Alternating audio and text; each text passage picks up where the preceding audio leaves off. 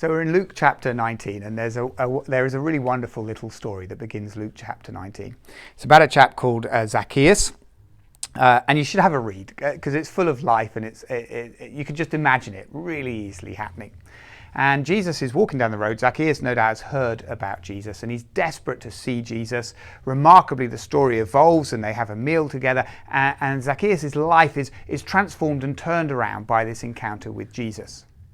But what I want to pull out of the story, just for you to reflect on for a few moments, is the three reactions, if that's the right word, I'm not sure, that Zacchaeus has towards Jesus. Let's have a look at each three of them. I want to urge us to mimic them, see which one is meaningful for you. The first is in sentence 3. It simply says, Zacchaeus wanted to see who Jesus was. And actually he went to great pains to see Jesus. He was a shorter guy, ended up climbing a tree so he could look over the crowd and actually experience Jesus.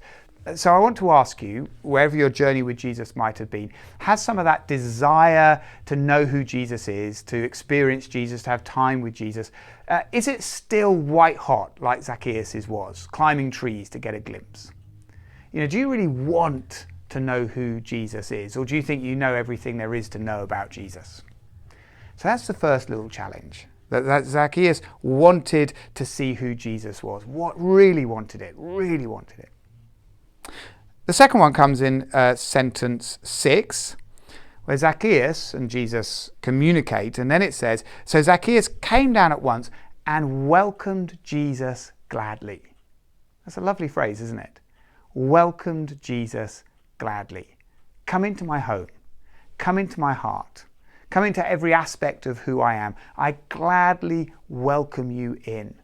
It's not begrudging, it's not forced, it's not about obligation. It's about sheer delight that he gets to spend time with Jesus. Come in. Even if you've only got a minute or two, Jesus, please, I welcome you in.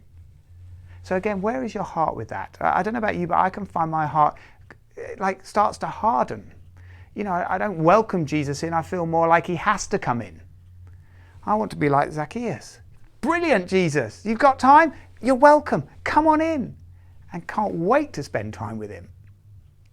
And then the third response from Zacchaeus to learn from is in sentence 8. It says about this, Zacchaeus stood up and said to the Lord, to Jesus, look, Lord, here and now I give half of my possessions. So Zacchaeus goes through a huge life transformation. He knows what God requires of him, and he goes and does it. But what I want to emphasize is just how Zacchaeus says, look, Lord, here and now.